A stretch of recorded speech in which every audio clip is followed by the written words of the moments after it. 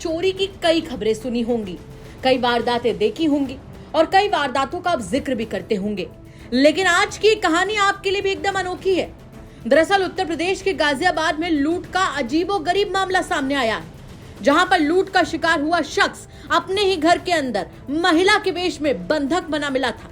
जी हां, जिसने पुलिस से शिकायत की कि मदद मांगने के लिए आई महिलाओं के वेश में घर में दो बदमाश घुसे थे, जिसमें एक महिला और एक पुरुष था, जिन्होंने पहले उसको बंधक बनाकर बेहोश किया, फिर महिलाओं के कपड़े पहनाए और महिलाओं की तरह और खुद बदमाश उसका मेकअप करके घर की अलमारी में रखे 20,000 रुपए लूट कर फरार हो गए। घटना की सूचना पर गाजियाबाद पुलिस भी हैरत में पड़ गई कि ऐसी क्या वजह रही कि लूट से पहले बदमाशों ने घर में मौजूद पीड़ित शख्स को महिलाओं के कपड़े पहनाए और बकायदा उसका प्रॉपर मेकअप भी किया, जिसका खुलासा अब पुलिस की तरफ से कर दिया गया है। मामले में जांच के बाद शिकायत देने वाले शख्स को हिरासत में ले लिया गया। पुलिस के मुताबिक उसके बेटे की तरफ से एक फाइनेंस कंपनी से लोन लिया गया था। रकम न चुकाने के लिए उसने खुद ही अपने साथ लूट किए जाने की फर्जी कहानी रची थी। लूट की सूचना और बदमाशों की तरफ से लूट का शिकार बनाए गए शख्स को महिला के कपड़े पहनाए गए और उसका महिलाओं की तरह श्रृंगार किया गया। पीड़ित की तरफ से लूट के बाद महिलाओं के कपड़े पहने खुद की एक फोटो भी सोशल मीडिया पर वायरल की गई और लोगों को अपने साथ हुई लूट की अजीबोगरीब घटना की जानकारी भी दी गई, लेकिन मामला पूरा उल्टा निकला। साहिब थाना क्षेत्र के लाजपत नगर इलाके में रहने वाले शख्स विनोद राय एक निजी कंपनी में काम करते हैं और उनकी तरफ से पुलिस को सूचना दी गई कि उनके घर में महिलाओं के भेष में दो लुटेरे घुसे, जिन्होंने उनके साथ लूट की घटना को अंजाम दिया। पीड़ित ने पुलिस को यह भी बताया कि घर में घुसे दो बदमाशों में से एक महिला थी, जबकि दूसरा बदमाश पुरुष था। बदमाशों ने उसे बेहोश किया और उसे महिलाओं के कपड़े पहनाए, हाथ पैर बांध दिए और घर की अलमारी से रखे 20,000 रुपए लेकर लूट कर फरार हो गए।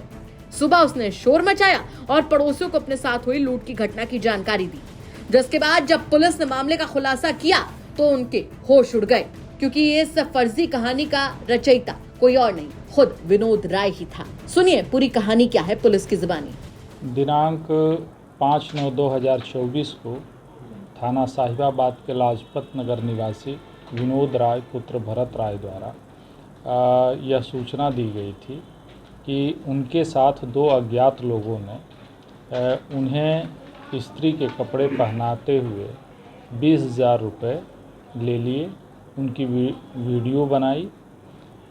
इस सूचना का तत्काल संज्ञान लेते हुए सुसंगत धाराओं में अभियोग पंजीकृत किया गया था और वहां पर टीम लगा दी गई थी संपूर्ण घटनाक्रम की जांच के लिए। जांच में जो तथ्य प्रकाश में आया उसमें यह आया कि विनोद राय के बड़े बेटे सूरज राय की मृत्यु 2021 में हो गई थी, तब से मानसिक स्थिति खराब थी। इसी दौरान इनके छोटे बेटे के द्वारा एक रूपीक फाइनेंस कंपनी से 60,000 रुपये लोन ले लिए गए थे और उसकी EMI ये चुका नहीं पा रहे थे। रूपीक फाइनेंस के लोगों के द्वारा बार बार फ़ोन करके यह धमकी दी जा रही थी कि यदि पैसे जमा नहीं किए गए तो वह इनके लड़के को जेल भिजवा देंगे। इस संपूर्ण घटनाक्रम की वजह से यह अत्यधिक मानसिक स्थिति खराब हो जाने के कारण पूछताछ में इन्होंने बताया कि इन्होंने स्वयं ही संपूर्ण घटनाक्रम को अंजाम दिया। अपनी पत्नी के कपड़े पहने, मेकअप किया, सेल्फी ली और उसके बाद उसे सोशल मीडिया पर अपलोड कर दिया।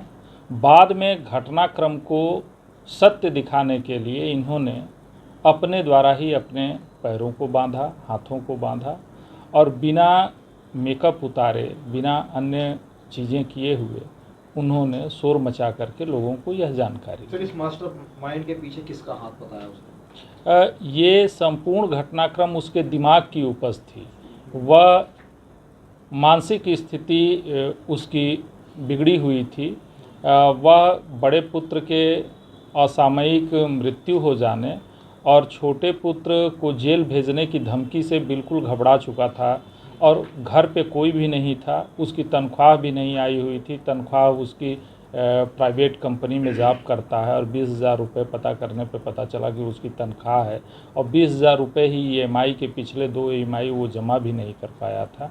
इसी वजह से वो काफ़ी परेशान। ये प्लान कब से चल रहा था इसके माइंड में, क्योंकि घर में और कोई नहीं था इसके? सर महिला श्रृंगार के पीछे क्या कहानी है? महिला के श्रृंगार के पीछे की कहानी यही है कि यह संपूर्ण घटनाक्रम को इस प्रकार से प्रयोजित करना चाहता था कि घटना में सच्चाई लगे, और इसे कुछ नहीं सूझा तो इसने अपने आप को महिला दिखाते हुए महिला का श्रृंगार किया, अपनी पत्नी का, और श्रृंगार करने के साथ ही साथ संपूर्ण घटनाक्रम को सोशल मीडिया के माध्यम से प्रसारित भी करना चाहा, उस पर अपलोड किया ताकि इसे घटना को लोग सत्य माने। सर घटना के दौरान 20,000 रुपये बदमाशों द्वारा ले जाने की बात कही गई थी। जी, ये वही 20,000 रुपये की बात कर रहा था कि अगर ये 20,000 रुपये लूट के साबित हो जाते तो EMI व जो जमा करने का रूपी फाइनेंस कंपनी द्वारा दबाव बनाया जा रहा था वह कुछ समय के लिए इसके ऊपर टल जाता।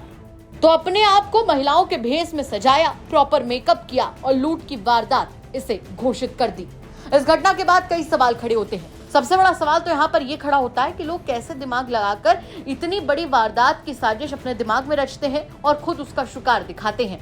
और उससे बड़ा सवाल यहाँ पर यह खड़ा होता है कि कब तक पुलिस ऐसे मामलों से निपटती रहेगी और कहीं ऐसा ना हो कि इन सब मामलों में निपटने के चलते असली केस उसे छूट जाए। इन तमाम सवालों के साथ आपको छोड़कर जा रहे हैं। साथ ही आपसे ये भी कहना चाहेंगे कि अगर आपके आसपास के इलाके में कोई ऐसी बड़ी घटना होती है जो कि क्राइम की एक बड़ी खबर बन सकती है तो हमें कमेंट करके जरूर बताइएगा। हम उसकी तह तक जाएंगे, उसके बाद में उसे खबर के तौर पर आप तक जरूर पहुंचाएंगे। नमस्कार।